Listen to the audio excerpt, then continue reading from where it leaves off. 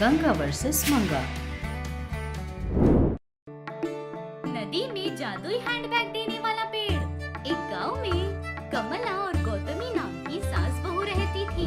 गौतमी का पति वेणु गौतमी से शादी करने के कुछ दिन बाद ही गौतमी का शरीर अग्नि से जलकर सारा मुंह जलकर देखने में बहुत ही बदसूरत लग रही थी। फिर भी वेणु गौतमी को बहुत अच्छे से देखता था, लेकिन कमला को गौतमी को देखना बिल्कुल अच्छा नहीं लगता था। हमेशा उस पर गुस्सा करती रहती थी। भले ही सास कितना भी बोलती, गौतमी सब कुछ सह लेती थी।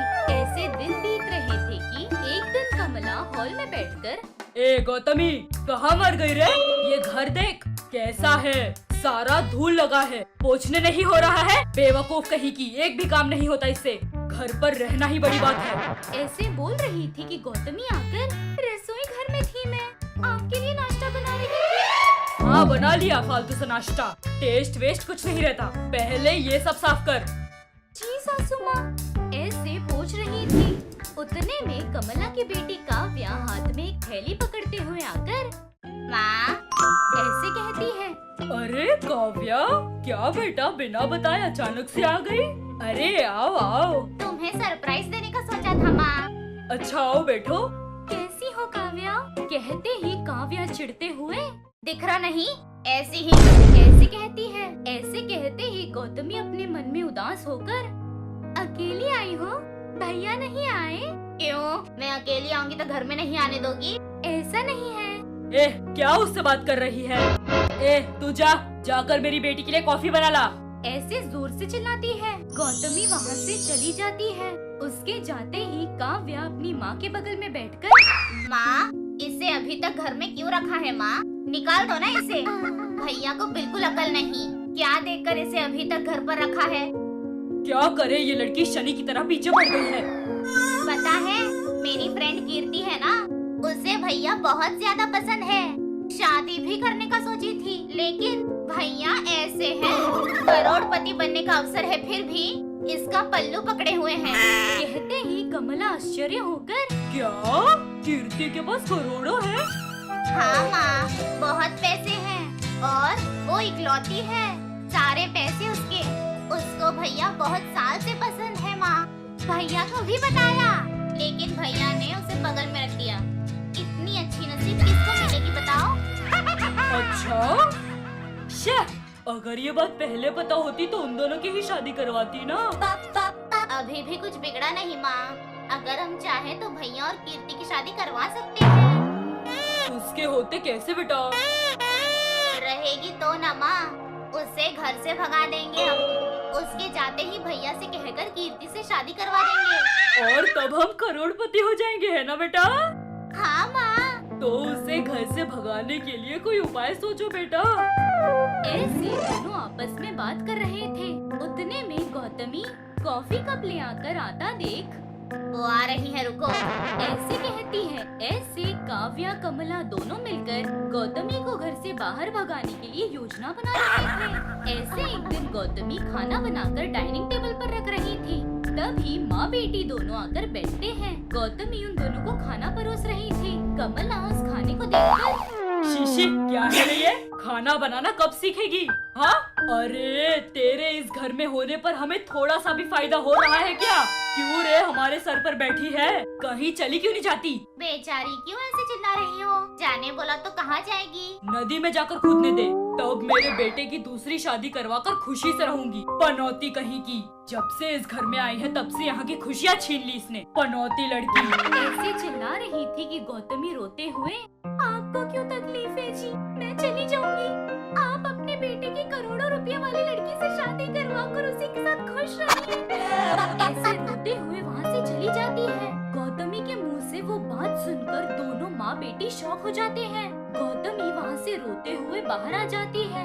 ऐसे रोते रोते कहाँ जा रही है ये बिना जाने जा ही रही थी। ऐसे चलते चलते एक नदी किनारे आकर रुकती है। वो नदी के किनारे बैठकर, मेरी वजह से किसी का भी फायदा नहीं हो रहा तो मेरा जी के क्या मतलब?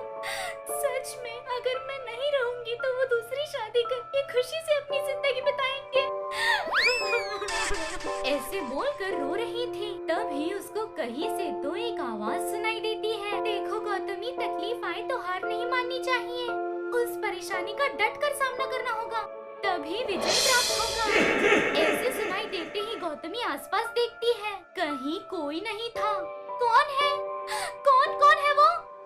ऐसे कहते ही उस नदी में से एक पेड़ बाहर आकर पेड़ बात कर रही है। हाँ, मेरे पास शक्तियाँ हैं। शक्तियों से मनुष्य की तरह बात कर सकती हूँ। देखो, तुम्हारी तकलीफें पता है, उन्हें सोचकर उदास मत हो। तुम्हारी तकलीफें जाने के लिए मैं मदद करूँगी। ऐसे कहती है। ऐसे कहते ही उस पेड़ में से अजीब सी रोशनी आकर गौतमी को लगती है। ऐसे लगते ही गौतमी के सारे जले हुए दाग निकलकर बहुत खूबसूरत बन जाती है। आपने मेरे रूप को बदल दिया, लेकिन मैं अभी कहाँ जाऊंगी?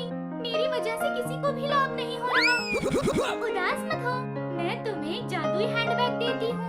उससे तुम्हारी सारी तकलीफें कम हो जाएंगी। ऐसे बोलकर गौतमी को एक हैंडबैग देकर फिर से पानी में चली जाती है। गौतमी बहुत खुश होकर वो बैग देखते हुए ये हैंडबैग बेचकर पैसे बनाकर छोटा सा कोई बिजनेस शुरू करूंगी, खुद के पैरों पर खड़ी होंगी। ऐसे सोचकर जाते हुए रुककर प्यास लगी है। इस नदी से पानी पीकर नदी के बगल में जो गाँव होगा वहाँ जाऊंगी। ऐसे बोलकर वो हैंडबैग नीचे रखती है। वो हैंडबैग नीचे रखते ही एक हैंडबैग बहुत सारे हैंडबैग्स में बदल गए थे। वो देखकर गौतमी बहुत चौंक जाती है। ये क्या, एक रखने पर इतने सारे हो गए? उस पेड़ ने कहा ना मैजिकल हैंडबैग है ये, तो दूसरा व्यापार क्यों करूं मैं? इसी हैंडबैग से बिजनेस खोलूंगी। ऐसे बोलकर उस नदी का पानी पीकर पास के गांव में जाकर वो हैंडबैग्स बेचना शुरू करती है। ऐसे बेचते बेचते और भी हैंडबैग्स आ रहे थे।